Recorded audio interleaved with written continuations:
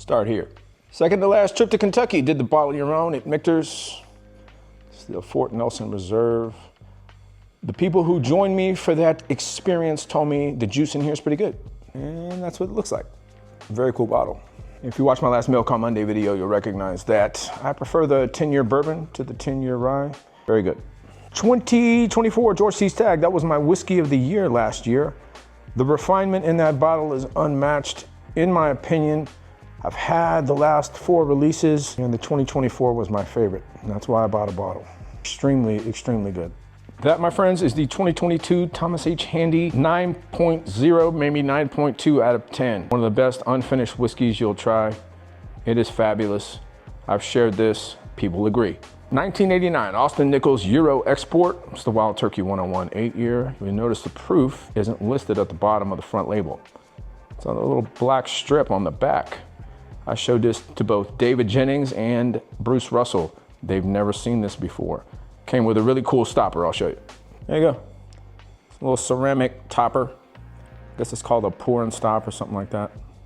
No box, unfortunately. 2024 cellar aged, 2023 cellar aged. I also have the 2025, it's sitting in a box.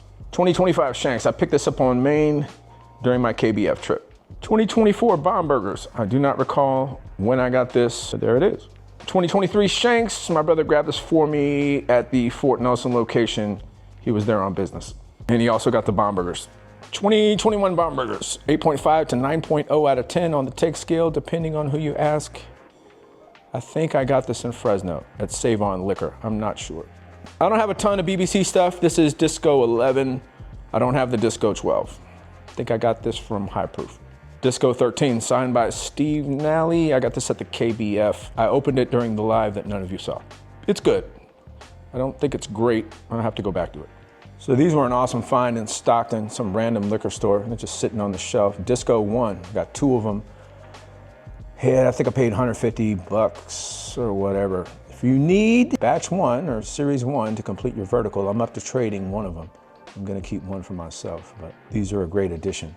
Very unusual to find these just sitting on the shelf somewhere. 2001 Knob Creek LE, this is batch 4. Probably won't open it. Reviews are really mixed on batch 4. Comes with a cool little card. My buddy Alfredo hooked me up with this one. He found it. He got one for him and one for me. Heaven Hill 19, that box barely fits down there. But yeah, not something I go back to often, although it's about half empty. Or half full, we're being optimistic, Mike, right? Be optimistic, it's half full. It's a good pour. My one and only Old Carter bottle. These damn things are expensive. This is the American Whiskey Batch 10. That's a beautiful pour. I got another one coming courtesy of my buddy Matt. It's a Colorado release. Thanks, Matt. Star Hill Farms, excellent pour. That's my backup.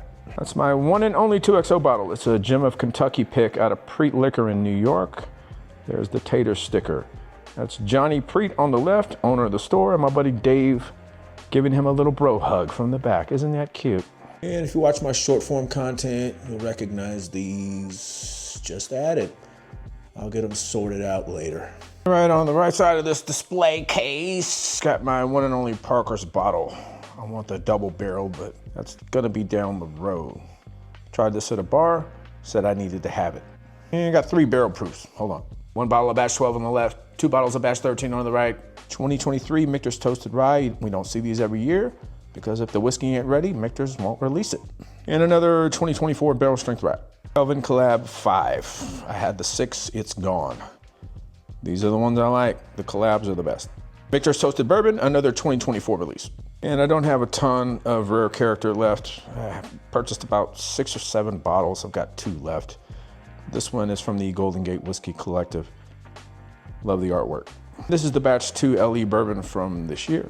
Preservation small batch bourbon. When they say small batch, they mean it. Each blend has no more than 3 barrels in it. My other preservation bottle, this one was a Kentucky Bourbon Fest exclusive. It's got 2 11-year barrels and 1 18-year barrel in it. I tried it, it is nothing short of amazing. Last year's Master's Keep 10-year rye. That upset a lot of people because of the price point, I get it, but it's good whiskey. This year's Master's Keep release, people are calling this Whiskey of the Year.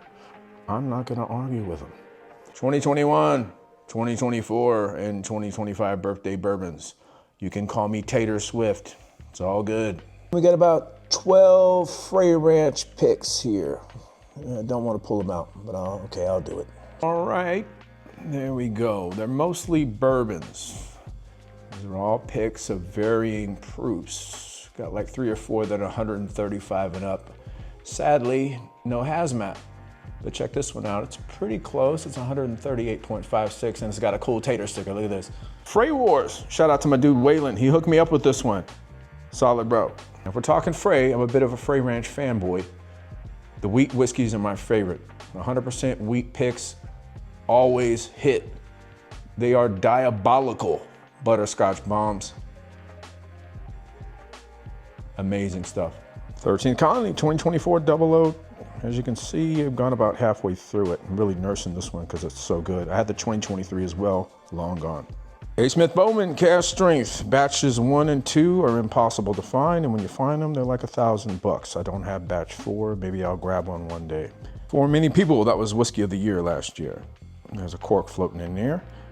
Whenever you open some of these LTOs from Campari, Wild Turkey, Russell's, whatever, don't twist them. Just pull them straight up, okay?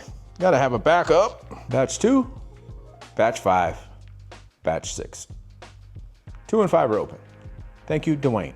Buckner's 15, the St. Barton's son. It's buff turkey, picked by my buddy Trishel over at the Degenerate Wolfpack. And Laz, that's a bourbon guy. You'll find him on Instagram. I'm gonna put this up against that K&L bottle, do a little blind action. You like Law's 4 grain? I do. How about a hazmat, 145 proof? Thank you, Johnny Fish. Tasty, tasty, 10.5-year Dark Arts pick out of the barrel shop. This was given to me by my friend Matt. He's the owner. I don't know if they have any left. I don't have all the Peerless stuff. I've tried most of it. I want the cognac. I do not have it.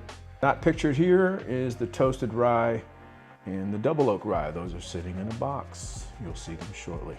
So you astute viewers out there will recognize these as distillery only releases. These are 120, yeah, 120 proof and 10 plus years old. I was told that by an employee at the distillery.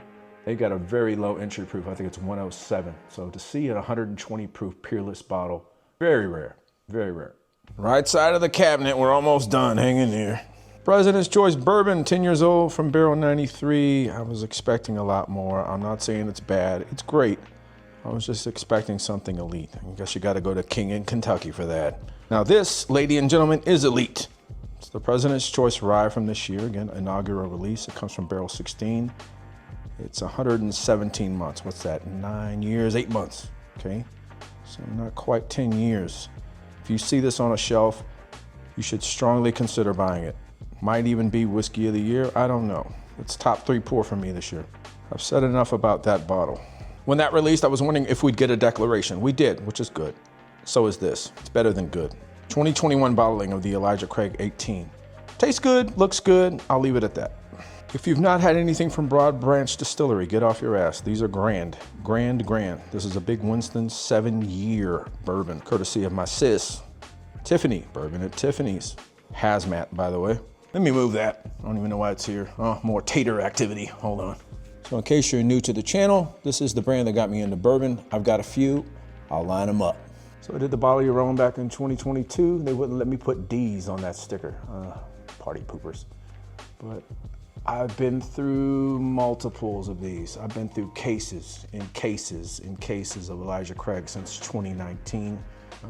There's one that everyone's wild about, C923. Shout out to Johnny Fish. He hooked me up with that one. We did a little tradey trade. I'm gonna crack this soon because I can't resist it. And a few others. I got some from 2021 and 2022, sorry. The camera scroll. I threw in that Evan Williams 12 there because it's Heaven Hill, of course. I overpaid for that. And my wife, she likes the wheat whiskey, so she got the Bernheim. Yeah, I got the Rainbow. Big deal. And that's that other buff turkey bottle I was telling you all about. Every drop, K&L liquors. So I got some foolproof backups, couple of picks. That's Rick Cruz's Dirty RC bar. And this is the one I won over at Martinez Liquor. Cool because it's got the wax on it. Green label backup, these are hit or miss for me. And I got a few Weller 12 backups. I had a bunch of these at one time. I gave quite a few away, drank through a bunch. Backup of this guy. Don't overpay for it, trust me. And got another old Louisville here. This is a 7-year out of barrel shop. Check out my latest bourbon honey video. You can see the bottle. Couple Coy Hills. No crazy proofs though. 124.9, 124. There weren't any really crazy proofs last year. I think there were some in the low 130s. I had a third bottle. That was traded away. So it was a cool bottle. Old 375. It's a hazmat short barrel bourbon. These were sold out. They found one at the distillery for me. Wink, wink. Appreciate y'all. Sounds my dude. Same distillery, of course. Bees Knees release from last year. Nearly 127 proof short barrel rye pick. The Degenerate Wolf Pack. Again, they selected this one. It's out of Shores Liquor. So I did the bottle your own experience at short barrel. It's 124 proof. There's Heaven Hill juice in here. I don't know how old it is, but look at the color. The barrel was beat to hell, so you know what that means. The whiskey's good as hell. I tasted it. Fantastic. Sam signed it for me. Yeah. So I have the Jack 12 vertical. All right, got batch 1 there, 2, it's open, and 3. And sadly, I don't have the Jack 10 vertical. I'm missing batch 1, but I do have a backup of batch 3. You got a batch 1 and need a batch 3, let me know. Probably one of the best ryes you'll ever have. It's a 2023 bottling, twice barreled rye from Jack Daniels. I had 2, I traded my backup. And the venerable Jack 14. I owed a friend a favor, so I sold him my backup at my cost. Appreciate you, Alex. That's another one of the bottles I'm quite fond of. I've got a couple, I'll pull them out. So these are in no particular order. I'll point this guy out, 22A. Those are magnificent. 22B next to it, not as good. Got a pick out of corked. Got a couple of batch 18s there. I've got a batch 14, 15, and I saved the best for last. That's batch 12. Widely considered the best Stag Junior batch ever. I don't know.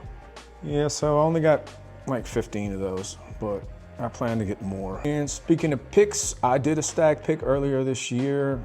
I think it's going to arrive at Bros Liquor in December. So I got a few Goldies. This is what regular Blanton should be. More age, more proof, 103. And it's straight from the barrel, my favorite. So I told you I'd show you where I keep the mail call Monday stash. It's here in the office. I just opened 3, so it was kind of full a minute ago, but I got 3 more en route. Stay tuned. Well, compadres, that will conclude this little collection video series. I appreciate y'all watching. I was gonna wait until next year to shoot one of these for 2 reasons. One is I want a proper studio setup. I've got a 4-bedroom house. I've already converted one for personal use. And convincing my wife to let me convert the office into a studio has been like the 12 labors of Hercules. Yeah, she's not going for it. At least not now. I think I'm gonna have to buy some more stuff for her. You know how that goes. Anyway, and the second reason is it's a small collection, but we all gotta start somewhere. You know, I wanted a few more bottles and again, like a setup where I could display everything properly. It was requested, and I'm a man of the people. So what's next for the channel? Pretty much status quo, man. You know, I'm gonna be going to events. I'll be doing picks. I'm gonna bourbon hunt.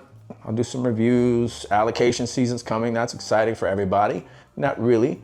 Nobody wants to pay $800 for a GTS. I get it. If you've got connections, congratulations. So I might start dabbling in controversial whiskey topics, pissing people off.